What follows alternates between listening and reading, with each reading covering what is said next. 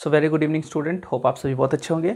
हम लोग सिटीजनशिप पढ़ रहे थे, नागरिकता, और मैंने आपको लास्ट क्लास में बताया था कि आर्टिकल 5 से लेकर के 11 तक है ना, कि आर्टिकल 5, 6, 7, 8, 9, 10, 11 है ना, इसमें क्या क्या चीज़ दिया गया। और मैंने आपको ये भी बताया था कि 1950 से पहले है ना, ये जो आर्टिकल है, जो हमारा आर्टिकल कॉन्स्टिट्यूशन में 5 से 11 है, इसमें 5, 6, 7, 8 है ना, ये 4 आर्टिकल ऐसा है जो कि नागरिकता प्रदान करने का बात करता है। और यहाँ पे जो नागरिकता देने का बात कर रहा है ये आर्टिकल, वो दरअसल 1950 से पहले के लिए प्रावधान किया गया था। 1950 के बाद क्या प्रावधान है उसको आज हम लोग क्या करेंगे, उसको आज हम लोग देखेंगे। तो मैं एक बार थोड़ा सा क्विक रिवीजन आपको करवा दूं। मैंने आपको लास्ट क्लास में बताया था कि आर्टिकल जो हमारा नागरिकता है ये भाग 2 में आता है, कॉन्स्टिट्यूशन के पार्ट 2 में आता है। 5 से 11 इसका वर्णन मिलता है। 5 से 11 में क्या क्या है वो मैंने आपको लास्ट क्लास में डिटेल में बताया था, आपको बस याद रखना है। वर्तमान समय में नागरिकता कैसे दिया जाता है, इसके लिए प्रावधान नागरिकता अधिनियम 1955 में किया गया, सिटीजनशिप एक्ट 1955 में किया गया है, उसको आज हम लोग क्या करेंगे, देखेंगे। और नागरिकता समाप्ति की बात उसी सिटीजनशिप एक्ट 1955 में किया गया। तो किस किस तरीके से नागरिकता की समाप्ति की जाती है और किस किस तरीके से नागरिकता दिया जाता है, उसको आज हम लोग डिटेल में समझेंगे। एक बार मैं क्विक रिवीजन करा दूं आपको। 5 से 11 क्या क्या था, मैंने आपको बताया था कि आर्टिकल 5 में किसके लिए प्रावधान किया गया है, तो जिसका जन्म भारत में हुआ है या उनके माता पिता या दादा दादी का जन्म भारत में हुआ है, उनको कैसे नागरिकता मिलेगा भारत का, उसके लिए प्रावधान आर्टिकल 5 में मिलता है। आर्टिकल 6 में किसके लिए है, तो आर्टिकल 6 में जो पाकिस्तान से भारत आए थे उनके लिए नागरिकता है ना, अगर उनको भारत का नागरिकता चाहिए तो उनके लिए आर्टिकल 6 में व्यवस्था किया गया। आर्टिकल 7 में किसके लिए व्यवस्था किया गया, जो भारत से पाकिस्तान गए और उसको लगा कि नहीं हम गलत जगह आ गए, उसको फिर से आना चाहिए भारत, तो वो फिर से अगर भारत आता है तो उसके लिए क्या प्रावधान किया गया, वो आर्टिकल 7 में किया गया। आर्टिकल 8 में मैंने आपको बताया था कि जो जिसका जन्म भारत में हुआ है या फिर उनके माता पिता या दादा दादी का जन्म भारत में हुआ है, वो अगर मान लीजिए विदेश में जाके बस गए, कोई दूसरे देश में चले गए, उनको लगता है कि नहीं हमको भारत का नागरिक बनना चाहिए, तो उनके लिए प्रावधान किया गया आर्टिकल 8 में। तो ये 5, 6, 7, 8 ये 4 आर्टिकल है जहाँ पे नागरिकता प्रदान करने की बात की गई है। इसके बाद आर्टिकल 9 जो है उसमें क्या बात किया गया, उसमें नागरिकता समाप्ति की बात की गई।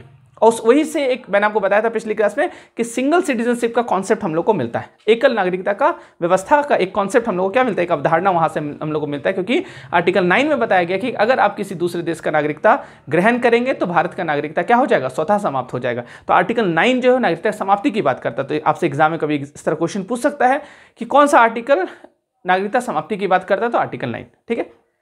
10 में मैंने बताया था कि जो यहाँ के नागरिक हो गए उनका अधिकार का बना रहना है, जो उनके पास राइट है वो बना रहेगा, वो चीज़ आर्टिकल 10 में दिया गया। और 11 में बताया गया कि संसद को ये ताकत दिया गया, संसद को ये अधिकार दिया गया कि आप नागरिकता पर क्या कीजिएगा, एक्ट बनाइएगा, अधिनियम बनाइएगा और सारा नियम बनाइएगा, कैसे नागरिकता प्राप्त किया जाए, कैसे नागरिकता की समाप्ति की जाए, वो अधिकार किसको दे दिया गया, संसद।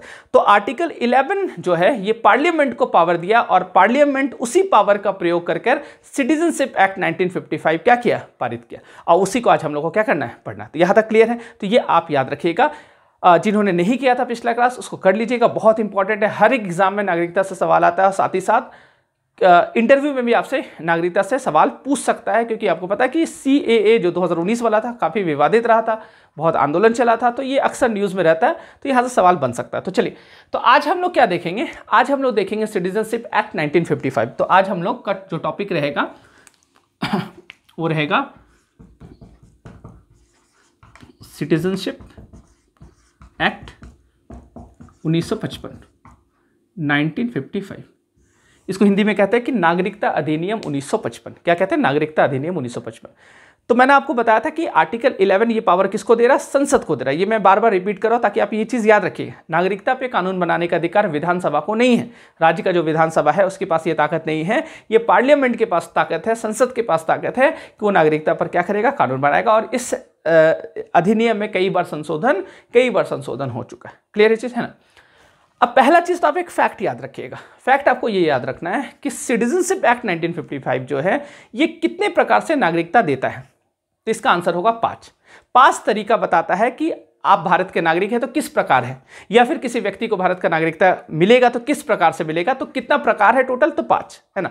ये भी डायरेक्ट आपसे एग्जाम में क्वेश्चन पूछेगा कि कितने तरीके से नागरिकता प्रदान किया जा सकता है, कितना आधार है नागरिकता का।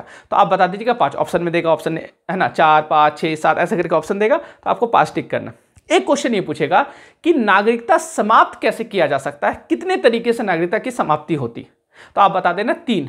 याद रखिएगा, नागरिकता दिया जाता है जो वो 5 प्रकार से, नागरिकता की समाप्ति का कितना प्रकार है, तो 3। तो 3 प्रकार क्या है उसको भी हम लोग देखेंगे और 5 प्रकार क्या है उसको भी हम लोग देखेंगे। तो पहले फैक्ट बस आप इतना याद रखिएगा, बहुत डिटेल में हम लोग समझेंगे। फैक्ट आपको ये याद रखना है कि नागरिकता प्राप्ति का कितना प्रकार है, 5 को टिक कीजिएगा। और जब आपसे पूछेगा नागरिकता समाप्ति, ये भी पूछता है क्वेश्चन, ऑप्शन में देगा 1 प्रकार, 1 है, 2 है, 3 है, 4 है, ऐसे करके ऑप्शन में देगा। तो कितना, 3। तो ध्यान, ये चीज क्लियर हुआ आपको। तो सिटीजनशिप एक्ट 5 प्रकार से नागरिकता प्रदान करता है, यह देता है, और 3 प्रकार से नागरिकता की समाप्ति करता है। क्लियर है? ओके, तो पहले हम लोग देखते हैं कि ये 5 प्रकार कौन सा है ना, 1 2 3 4 5, इसको हम लोग देखते हैं।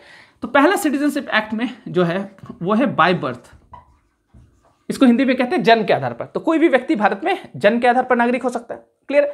बहुत लोग को क्लियर। देखिए, आप तैयारी तो करते हैं, यहां आपके लिए तो इंपॉर्टेंट है। जो तैयारी नहीं भी करते हैं, आप भारत के नागरिक, आपको पता होना चाहिए कि नागरिकता संबंधित क्या क्या कानून हमारे यहाँ हैं, संविधान हमारा क्या कहता है, किस आधार पर आप नागरिक हो। बहुत लोगों को पता ही नहीं रहता है कि हम किस आधार पर नागरिक हैं, उसको पता ही नहीं किस आधार पर, है ना। तो आपको पता होना चाहिए। अगर आप इस क्लास को पूरे अच्छे से करिएगा तो आपको पूरा क्लियर हो जाएगा, नागरिकता बहुत अच्छे से आपका कॉन्सेप्ट क्लियर हो जाएगा। आपको पता चलेगा कि आप भी जो नागरिक है किस आधार पर है। ठीक है, तो बाय बर्थ के आधार पर कोई नागरिक हो सकता है भारत का, मतलब जन्म के आधार पर। एक होता है बाय किनशिप,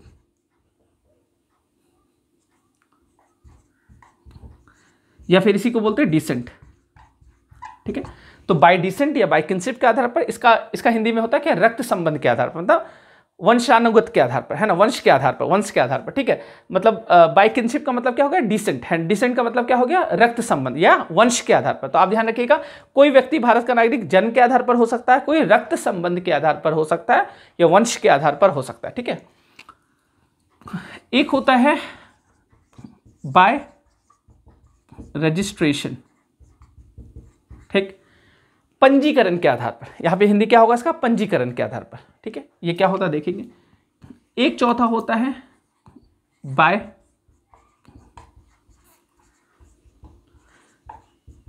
नेचुरलाइजेशन के आधार पर, है ना, इसको बोलते हैं देशीयकरण या प्राकृतिककरण के आधार पर। ठीक है, और एक होता है 5वां बाय इनकॉर्पोरेशन ऑफ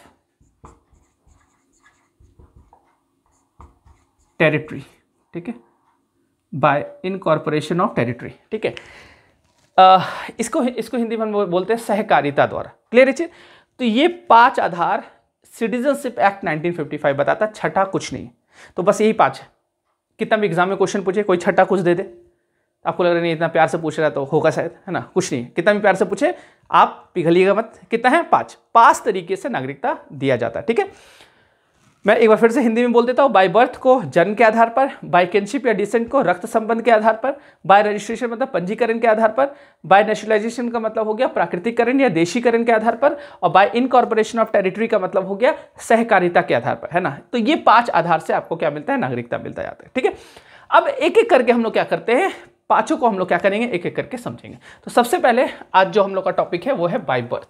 तो बाय बर्थ सिटीजन, तो ये मेरे ख्याल से आप स्क्रीनशॉट ले लें या लिख लीजिएगा आप। ठीक है, तो ये याद रखिएगा, कभी कभी एग्जाम में सजाने के लिए देगा, इनमें से किस आधार पर सिटीजनशिप एक्ट 1955 में नागरिकता दिया जाता है, या फिर इनमें से कौन सा है जो नागरिकता नहीं दिया जाता, ऐसे करके ऑप्शन में देगा। तो आपको ये 5 नाम याद रखना। ठीक है, तो चलिए तो पहला हम लोग जो देखेंगे वो है बाय बर्थ के आधार पर। तो पहले आप डिसाइड कर लीजिए कि आप किस आधार पर भारत के नागरिक हैं। फिर मैं आपको जब इसका कॉन्सेप्ट दे दूंगा तो फिर आप देखना आप सही बोल रहे कि गलत बोल रहे। तुक्का नहीं मारना है ना, अगर पता है तो बताइएगा आप किस आधार पर आप भारत के नागरिक हैं। ठीक है, तो पहला है बाय बर्थ। ठीक है, पहला क्या है, बाय बर्थ। ठीक है, जन्म के आधार पर। ठीक है, बाय बर्थ। बाय बर्थ के आधार पर सिटीजन हम लोग किसको मानते हैं, देखिए, बाय बर्थ के आधार पर सिटीजन माना जाता है। इसमें समय समय पर रूल चेंज होते गए।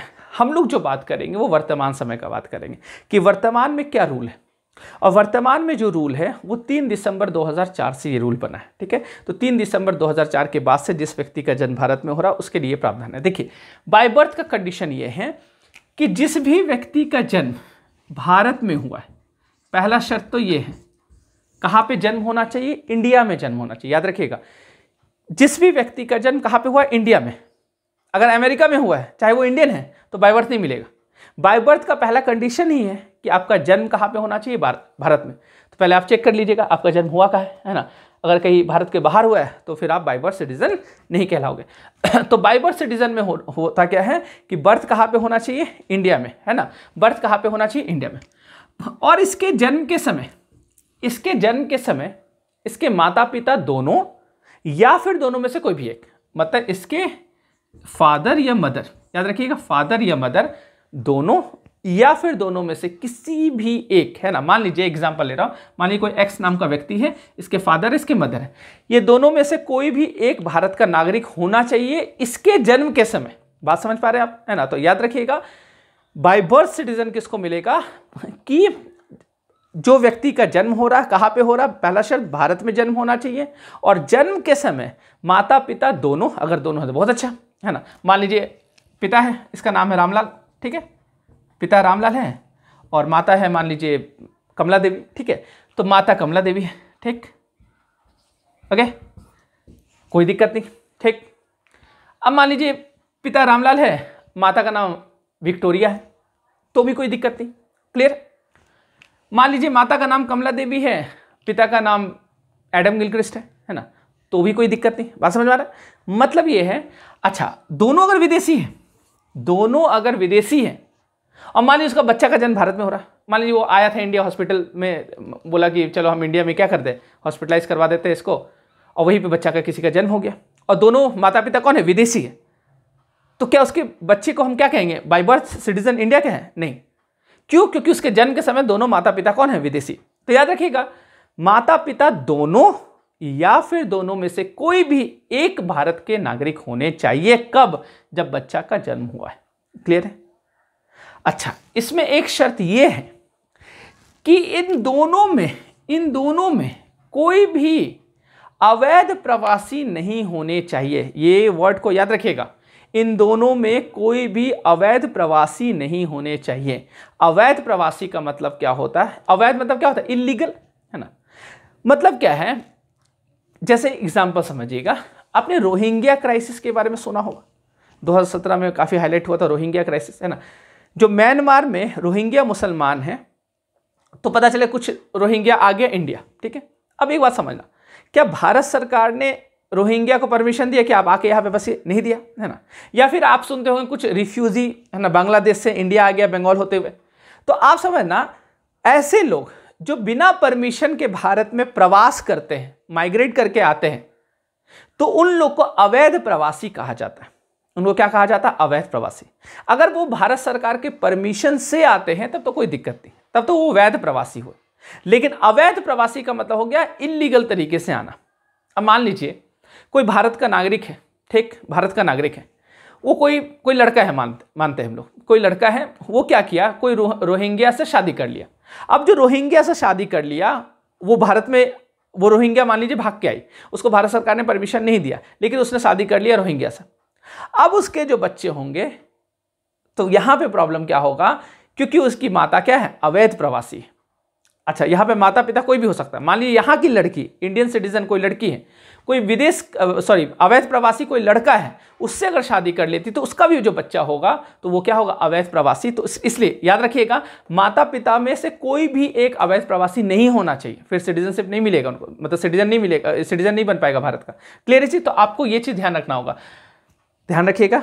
इसलिए कुछ भी क्या बोलते हैं, प्रपोज करने से पहले कम से कम ये देख लीजिएगा कि वो भारत का नागरिक है या नहीं, चाहे वो लड़का हो चाहे वो लड़की हो। बात समझ पा रहे हैं ना? तो वो चीज़ आपको देखना पड़ेगा। इसलिए देखिए, नियम पढ़ना लिखना कितना ज़रूरी होता है, आपके लाइफ में भी क्या होता है, काम आता है।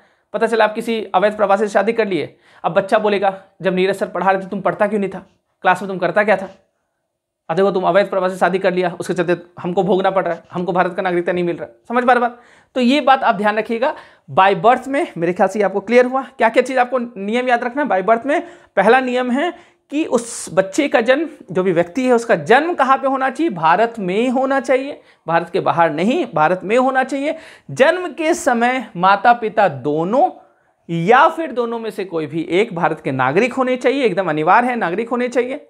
और दोनों में से कोई भी एक अवैध प्रवासी नहीं होने चाहिए, या दोनों अवैध प्रवासी नहीं होने, मतलब अवैध प्रवासी नहीं होने चाहिए। अवैध प्रवासी दोनों होगा तो तब तो भारत का नागरिक ही नहीं हुआ।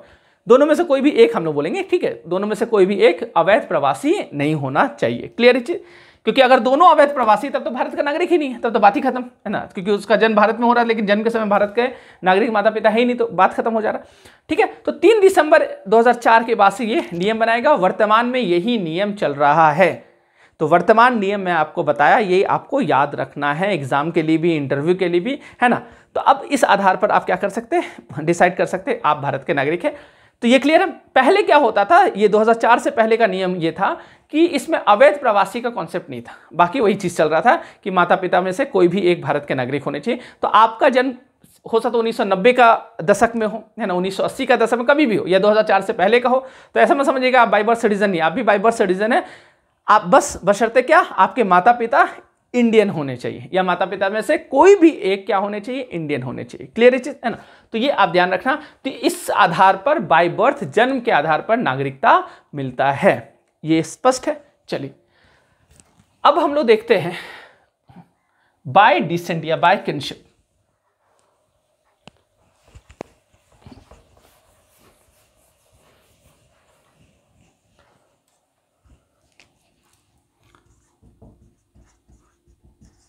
ठीक है, बाय किनशिप या बाय डिसेंट के आधार पर। ठीक है,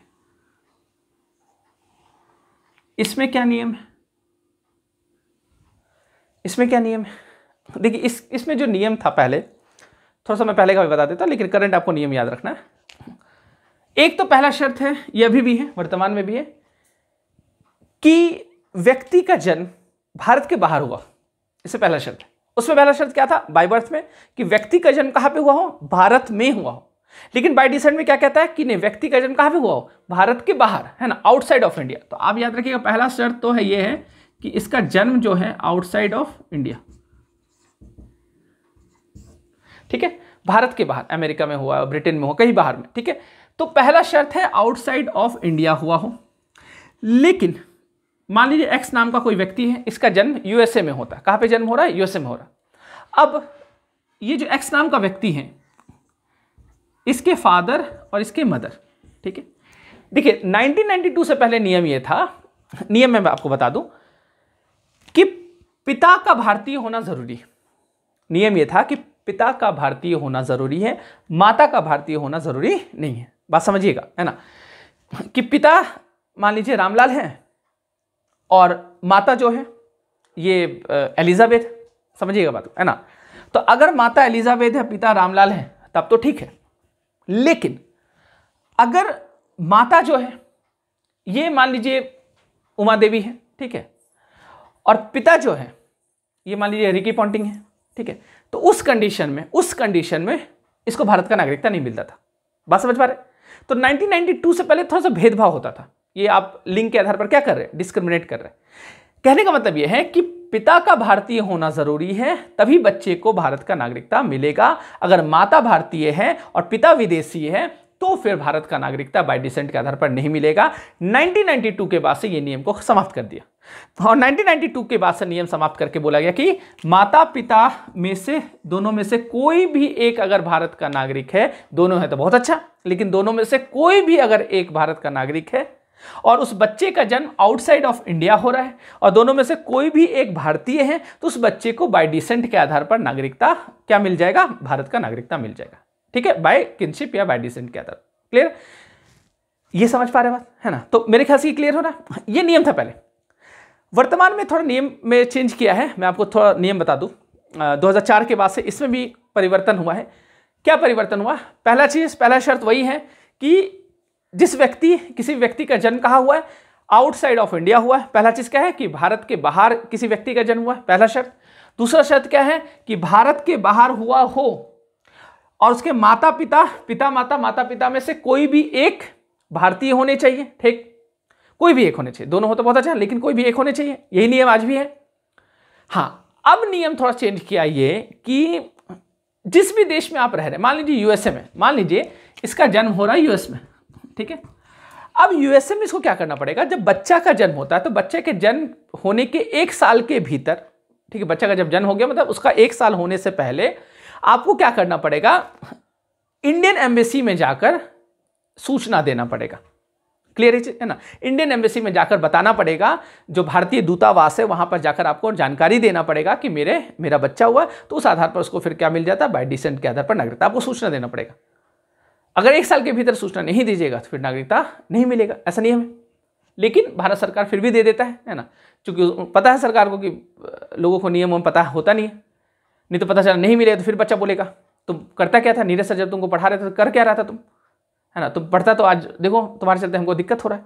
तो बात समझ पा रहे है ना। तो नियम ये चीज समझ में आ रहा है। बाय डिसेंट के आधार पर क्या होता है, बाय डिसेंट के आधार पर होता है कि बच्चे का जन्म आउटसाइड ऑफ इंडिया होना चाहिए, जन्म के समय माता पिता में से कोई भी एक भारत के नागरिक होने चाहिए, दोनों हो तो बहुत अच्छा, और उसको 1 साल के भीतर कहा इंडियन एम्बेसी में जाकर सूचना देना पड़ेगा, रजिस्टर्ड कराना पड़ेगा कि हाँ मेरा बच्चा हुआ, तो उस आधार पर उसको मिल जाएगा। क्लियर है ना। अच्छा, इसमें एक और नियम ये है कि मान लेते हैं कि ये यूएस में रह रहा, ठीक, ये यूएस में रह रहा, तो इसको तो भारत का नागरिकता मिल गया।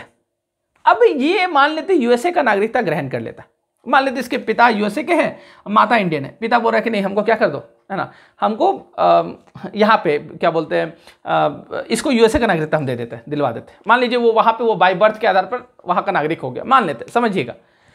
तो नियम ये है कि 18 वर्ष मतलब वयस्क, जो एडल्ट होने का उम्र है, जब ये वयस्क हो जाएगा उस समय अगर ये भारत का भी नागरिक है बाय डिसेंट के आधार पर और ये अमेरिका का भी नागरिक है, तो चूंकि हमारे यहाँ सिंगल सिटीजनशिप चलता है तो इसलिए वयस्क होने के बाद, अच्छा वयस्क से पहले तो डुअल सिटीजनशिप चल रहा है, मतलब अमेरिका का भी नागरिक है ये और भारत का भी नागरिक है। समझ पा रहे मेरा एग्जाम्पल। मैं ये कह रहा हूं कि 18 साल का जब ये इसका उम्र हो जाएगा तब उसके पास 6 महीना का टाइम होगा, याद रखिएगा 6 मंथ का टाइम होगा। कितना? 6 महीना का। और 6 महीने के भीतर उसको डिसाइड करना, उसको यूएसए का नागरिकता छोड़ना पड़ेगा। अगर ये यूएसए का नागरिकता नहीं छोड़ेगा तो भारत का नागरिकता समाप्त हो जाएगा। क्लियर है? इसका मतलब जो बच्चा वयस्क हो जाता है उसको कितना समय मिलता है, कभी इस तरह एग्जाम में आ जाए तो आप बता देना 6 महीना। कितना मिलता है? 6 महीना। 6 महीने के भीतर इसको क्या करना पड़ेगा? 6 महीने के भीतर इसको डिसाइड करना पड़ेगा या फिर उस देश का नागरिकता क्या करना पड़ेगा? छोड़ना पड़ेगा। क्लियर इस चीज है ना? तो ये तब भारत का नागरिक बरकरार रहेगा। मेरे ख्याल से क्लियर है। अब बहुत लोग कंफ्यूज होते हैं कि sir by birth bye decent में क्या अंतर है? बस कंफ्यूजन दूर हो गया है ना, कंफ्यूजन पूरा दूर हो गया है ना। अब मान लीजिए कि कोई आप एक्टर एक्ट्रेस को देखते हैं, कोई विदेशी से शादी कर लिया, बहुत लोग इस तरह का सवाल करते हैं। कोई क्रिकेटर है वो विदेशी से शादी कर लिया या कर ली है ना, तो वहां पे आपको ये देखना है। अब मान लीजिए कि यहाँ पे लड़का भारत का है, लड़की बाहर की, या फिर लड़की भारत की है, लड़का बाहर का है, उससे कोई लेना देना नहीं, क्योंकि दोनों में से कोई भी एक भारत का होना चाहिए। ठीक, अब देखना यह है, अब पूछा जाएगा, मान लीजिए कि वो भारत का नागरिक है। अब बहुत लोग कंफ्यूज ये होता है कि सर मान लीजिए कोई एक्टर है, कोई एक्ट्रेस है, उन लोग वो एक विदेश का एक भारत का है, तो क्या उसको बाय बर्थ सिटीजन बोलेंगे या बाय डिसेंट बोलेंगे? तो यहां पे आपको ये देखना है कि उस बच्चे का जन्म कहां पे हो रहा है। अगर बच्चा का जन्म बाहर हो रहा है, आउटसाइड ऑफ इंडिया हो रहा है, तो उसको बाय डिसेंट कहेंगे। अगर बच्चा का जन्म इंडिया में हो रहा है तो बाय बर्थ सिटीजन वो भी कहलाएगा। बात समझ पा रहे हैं ना? तो अगर कोई एक्टर एक्ट्रेस या फिर कोई भी इंडियन है ना विदेशी से शादी करता है, तो अगर जन्म भारत में हो रहा है तो बाय बर्थ सिटीजन कहलाएगा। जन्म अगर भारत के बाहर हो रहा है तो बाय डिसेंट ये कहलाएगा। क्लियर चीज है ना? तो ये दो था, बाय बर्थ और बाय किनशिप। ये मेरे ख्याल से आपको क्लियर हो गया होगा। अब बचा हुआ जो 3 है, कौन कौन सा? बाय रजिस्ट्रेशन, बाय नेचुरलाइजेशन और बाय इनकॉर्पोरेशन ऑफ टेरिटरी। इसको हम लोग समझेंगे नेक्स्ट क्लास में, और इसके साथ ही साथ जो 3 तरीका है नागरिकता समाप्त करने का, उसको भी हम लोग डिटेल में समझेंगे। तो मिलते हैं नेक्स्ट क्लास में। आज के लिए इतना ही। Thank you so much.